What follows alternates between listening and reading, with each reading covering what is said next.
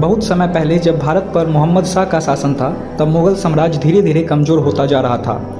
इसी समय ईरान यानी फारस का एक शक्तिशाली और महत्वाकांक्षी शासक था नादिर शाह। नादिर शाह एक बहादुर योद्धा था। उसने अपने देश में कई युद्ध जीते थे और उसकी नज़र अब भारत की अपार दौलत पर थी। उसे पता था कि मुगल साम्राज्य कमजोर हो चुका है और भारत सोने चांदी से भरा हुआ है। यह सुनकर उसके मन में भारत पर आक्रमण करने की इच्छा जाग उठी। सन 1738 में नादिर शाह ने अपनी विशाल सेना के साथ भारत की ओर कूच किया। रास्ते में उसने कंधार और काबुल पर अधिकार कर लिया और फिर लाहौर पहुंचा। मुगल बादशाह मोहम्मद शाह ने उसकी सेना का सामना करने के लिए अपनी सेना भेजी।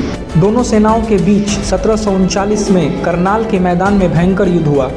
मुगल सेना संख्या में अधिक थी, लेकिन उनके सेनापति एकजुट नहीं थे। नादिर शाह की सेना अनुशासित और प्रशिक्षित थी। परिणाम स्वरूप मुगल सेना हार गई और मोहम्मद शाह को बंदी बना लिया गया। नादिर शाह विजेता बनकर दिल्ली पहुंचा। शुरू में उसने शांति बनाए रखने का वादा किया, लेकिन अचानक एक अफवाह फैल गई कि दिल्ली में ईरानी सैनिकों पर हमला हुआ है। इससे क्रोधित होकर नादिर शाह ने दिल्ली में कत्लेआम का आदेश दे दिया। दिल्ली की गलियां खून से भर गई। हजारों निर्दोष लोग मारे गए। यह दृश्य अत्यंत भयावह था। लोगों के दिलों में डर बैठ गया। नादिर शाह ने दिल्ली से अपार धन संपत्ति लूटी।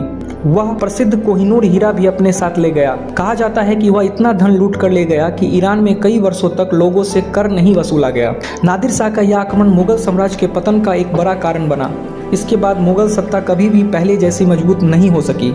भारत की राजनीतिक स्थिति और कमजोर हो गई, जिसका लाभ अंग्रेज आगे चलकर उठाए। यह कहानी हमें सिखाती है कि जब शासक कमजोर और असंगठित हो जाए तो बाहरी शक्तियां उसका लाभ उठाती है।